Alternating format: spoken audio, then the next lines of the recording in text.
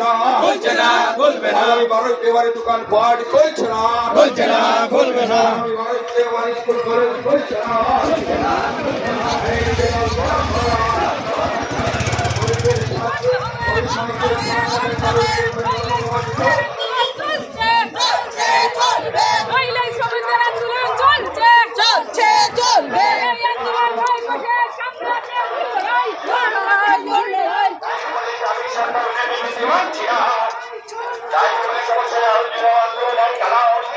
BJP পরিচালিত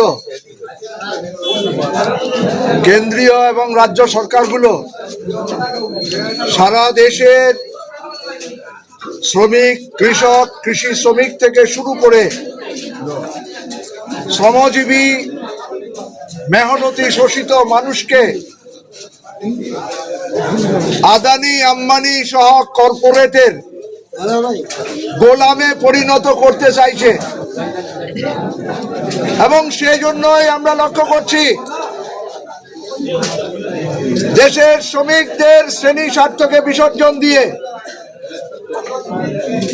দেশে যে শ্রম আইনগুলো ছিল শ্রমিকের স্বার্থে, শ্রমিকের অধিকারের জন্য,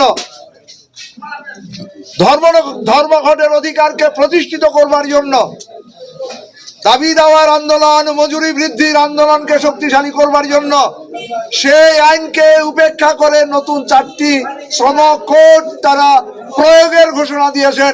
আমরা তার তীব্র নিন্দা জানাচ্ছি। শ্রমিক ধর্মঘটের অধিকার হারাবে,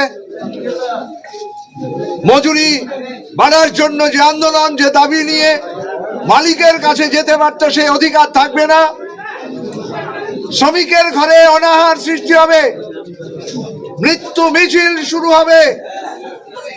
অপরদিকে আমরা লক্ষ্য করি যে এমজিএন রেগা প্রকল্পের মধ্য দিয়ে গ্রামীণ অর্থনীতির পুনরুজ্জীবন হয়েছিল, গ্রামীণ সম্পদ গড়ে উঠেছিল, মানুষের বাজার অধিকারের স্বীকৃতি সৃষ্টি হয়েছিল, তাকে উপেক্ষা করে, তাকে বাতিল করে দিয়ে আবার গ্রামীণ অর্থনীতিকে পঙ্গু করবার জন্য, গ্রামীণ উন্নয়নকে স্তব্ধ করে দেওয়ার জন্য, কৃষি শ্রমিকদের হাত থেকে, ক্ষেত মজুরদের হাত থেকে তার মজুরির অধিকার কেড়ে নেওয়ার জন্য সেই এমজিএন রেগা বাতিল করে দিয়ে বিভিজি, রামজি তারা নতুন আইন এনেছেন। কার স্বার্থে? কেন? এই একদিকে নতুন আইন এনে আমাদেরকে বলা হচ্ছে, আমাদের সাথে প্রতারণা করা হচ্ছে, 125 দিন আমরা কাজ পাবো বছরে, কিন্তু অপরদিকে বাজেটে রেগার বরাদ্দ কমিয়ে দিয়েছে, সম্পূর্ণ প্রহসনে পরিণত করে দিয়ে কৃষক, শ্রমিক, কৃষি শ্রমিকের পায়ে শোষণের শেকল বাঁধবার জন্য যে এমজিএন রেগা তাকে বাতিল করা হয়েছে, আমরা তার পুনরায় চালু করবার দাবি নিয়ে 12 তারিখ ধর্মঘটে যাচ্ছি। আমরা বিদ্যুৎ বিল মানি না। এই বিল বিদ্যুৎকে বেসরকারি মালিকের হাতে তুলে দেওয়া হবে, বিদ্যুতের মাটি লটসাহেবি বেড়ে যাবে।